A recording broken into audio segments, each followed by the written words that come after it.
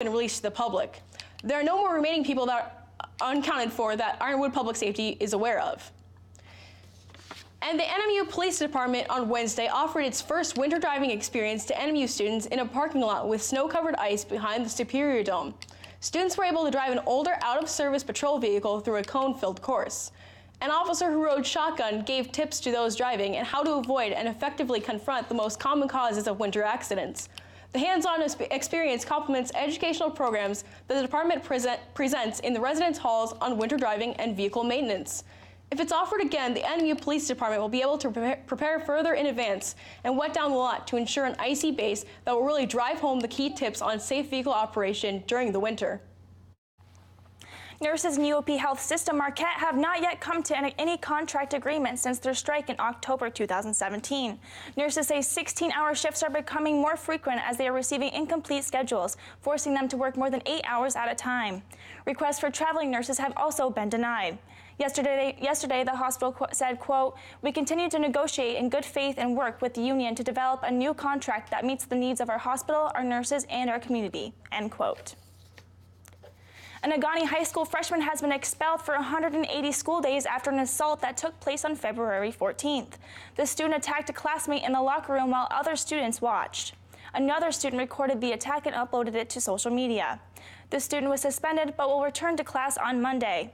The Negaunee School Board came to the decision after hearing from the parents of the victim and the parents of the assailant. The school board hopes students, parents, and staff can learn from this incident so it won't happen again. Yesterday evening, a Michigan State Police trooper from the Iron Mountain Post was involved in a two-vehicle crash. The Michigan State Police say the trooper and the driver of the other vehicle involved sought their own treatment at Dickinson County Memorial Hospital. Police say the trooper was responding with emergency lights and sirens activated to a residential burglar alarm when the crash happened at 6:12 p.m. at the intersection of Lake Antoine Road and US 2. The crash remains under investigation, and police have not released any further information about what happened. And officials were taking steps to mitigate flooding and urging residents in flood-prone neighborhoods to leave their homes as the swollen Grand and Red Cedar rivers neared their highest levels yesterday. A temporary barrier was installed on Kalamazoo Street near US 127 to protect part of the Urbandale neighborhood. The Grand River in Lansing was at 14.3 feet on Thursday afternoon, which is more than 3 feet above flood stage, and was expected to crest at 14.5 feet by Thursday evening. According to officials, the rivers are expected to fall below flood stage in a few days. And after the break, we'll be back with your national and international news. I'm cured of cancer, but I'm not done fighting it. I'm going to continue fighting it, and I'm going to continue trying to do what I can just to give people hope and let them maybe see what's possible.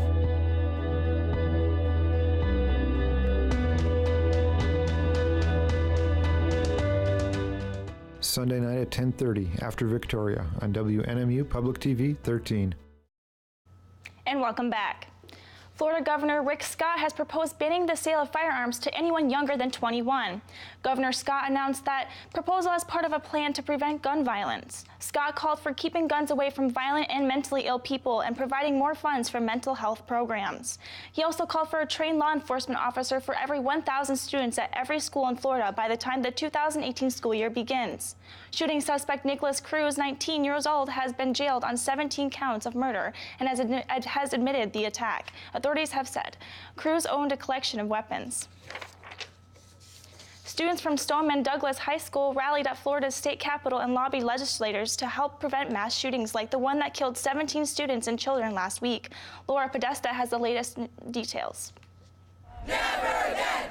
Never again! Students from Marjorie Stoneman Douglas High School led a rally outside Florida's State House in Tallahassee Wednesday to change the state's gun laws. We aren't trying to take away all of your guns, just the ones that are being used to kill innocent children almost every year! Inside the Capitol, students met with lawmakers on both sides of the aisle. We've been just going office to office all morning, and it's just frustrating to say the least. And reminded them they will soon be old enough to vote. We are coming after you. We are coming after every single one of you and demanding that you take action, demanding that you make a change. Among the changes students want to see, stricter background checks and raising the age to purchase an assault rifle. The next person who dies because of an AR-15 will be on you! While these students rallied in Tallahassee, others attended the funeral of Stoneman Douglas Athletic Director Chris Hickson, one of the 17 killed in last week's school shooting.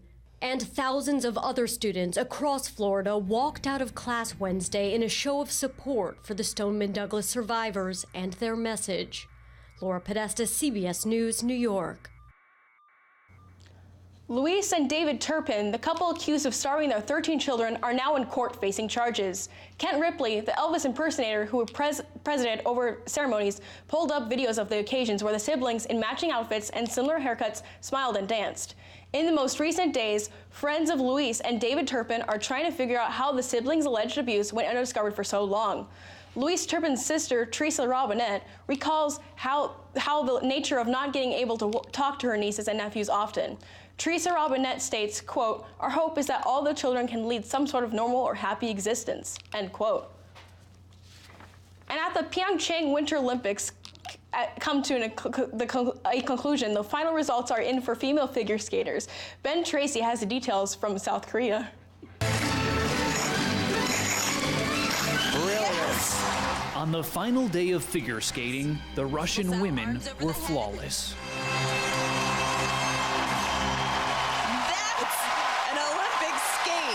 15-year-old Alina Zagitova won Russia's first gold of these games. All three American skaters struggled, including Mirai Nagasu, her crown jewel of this program, who completed just half a turn instead of her signature triple axel. But Team USA is still reliving its thrilling win over Canada. We're so proud to be sitting up here. It's greatest moment of our lives. The team showed off their gold medals, the first for the U.S. in 20 years. What have you done with that in the last 24 hours? I took it off when I got a couple hours of sleep, and it was on the nightstand, but it's been on the entire time. You're not going to let it out of your sight? Not at all.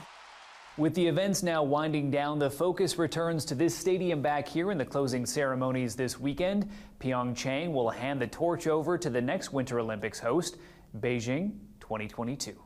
Ben Tracy, CBS News, Pyeongchang, South Korea. And after the break, we'll have your weather and sports. Stay tuned.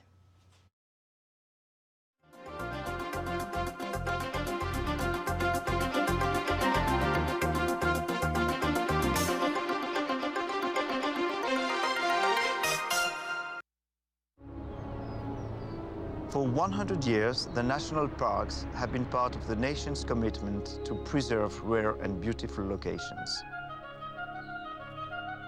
I'm Thierry Fisher, music director of the Utah Symphony. Join me as we celebrate the 100th anniversary of the National Park Service with the beauty and sanctuary of Utah's 5 magnificent national parks. Coming to Public TV 13, Thursday, March 15th at 8 p.m. Back to Public Eye News. My name is Charlie Edwards, and this is a look at your local weather report. As you can see behind me, it is a very cloudy day here on campus, so make sure you throw on a coat before heading back outside. Taking a look at our current conditions, it is cloudy with a temperature of 36. Winds come from the west-northwest at 9 miles an hour, and the barometric pressure is 29.98 and steady. Tonight, it will be cloudy with a low of 20. Winds come from the west at 8 miles an hour. And tomorrow, it will be mostly sunny with a high of 36. And winds come from the south at 7 miles an hour. Taking a look around the UP in Sault Ste. Marie, it is 35 and cloudy. Manistee, it is 36 and cloudy. Escanaba, it is 38 and cloudy. Menominee is 39 and cloudy. In Iron Mountain, it is 35 and cloudy. Ironwood, 28 and cloudy. Houghton, 30 and cloudy. And back here in Marquette, it is 36 and cloudy. Let's take a look at your week ahead. On Sunday, there will be a high of 36, a low of 22 and snowy. Monday, a high of 42, low of 28 and sunny. Tuesday, high of 40, low of 25 and cloudy. So it looks like the weather is going to be getting pretty cold tonight, but I hear that things will really heat up at tonight's game. Yeah, and it's definitely something that you're going to have to see. Northern Michigan University will face rivals Michigan Tech in their final season of the regular season. In the final series of the regular season, the first game of the series will begin at 7 o'clock tonight at the Barrie Event Center. All seats for the game are sold out with only standing room available. The 4 seniors playing for the Wildcats will be honored tonight before the game. The second game of the series and the final game of the regular season will be played tomorrow at 7:07 in the evening, also at the Barrie Events Center. And Team USA's men's Olympic hurling team will face Sweden in the championship game of the event after an upset against Canada on Thursday. After an extremely patchy start, the USA curling team looked set to drop out of the competition before even getting a chance to compete for a medal. However, after a major rebound, USA saw themselves cruising through the rest of the competition with victories over Switzerland, Great Britain, and tournament favorites Canada. Sweden easily breezed through the event with 6 straight wins in the competition. Sweden are the favorites in the event, but the US are not looking at that, saying, quote, "It's a little surreal right now, just coming off where we were to where we are now, but we always want more. We're going to play our hearts out," end quote. And with the second half of the Premier League well underway, every team is fighting for their rightful spot in the table. After an unreal season from Manchester City, they find themselves 16 points clear of everyone else at the top of the table. However, there is only a 4-point difference between second-place Manchester United and 5th-place Tottenham Hotspur, and all other top 6 teams are doing everything they can to secure Champions League spots for next season. And every other lower table team is fighting to stay out of the relegation zone, with only 10 points between 11th place and 20th place. So the USA really canceled the hopes and dreams of Canada to making it into the curling finals, but I hear you have a story about someone who wanted to get attacked. Wow, It's quite interesting. Authorities say a Massachusetts trolley driver paid a man $2,000 to attack him while wearing a Halloween mask so the driver could fraudulently collect workers' compensation and disability insurance. The attacker wore a mask and carried a plastic pumpkin. Authorities say they lifted fingerprints from the pumpkin left behind at the scene to find the man and that he said Lucy paid him for the phony attack. And French customs officers have found an impressionist painting by Edgar Degas stowed on a bus more than 8 years after it was reported stolen. The French Culture Ministry said Friday that customs agents in Marly-la-Vallée were surprised to find a work of art bearing the signature Degas inside a suitcase in the bus's luggage compartment. The ministry says none of the passengers claimed the suitcase during the February 16th search.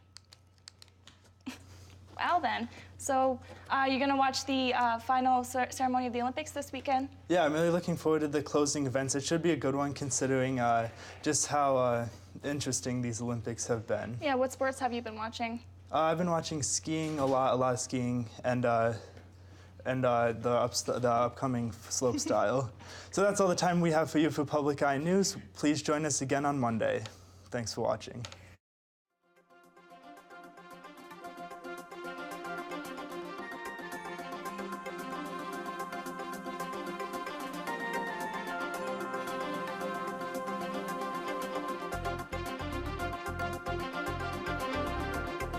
The preceding program was produced in studios located in the Edgar L. Hardin Learning Resources Center by WNMU-TV, Northern Michigan University Public Television.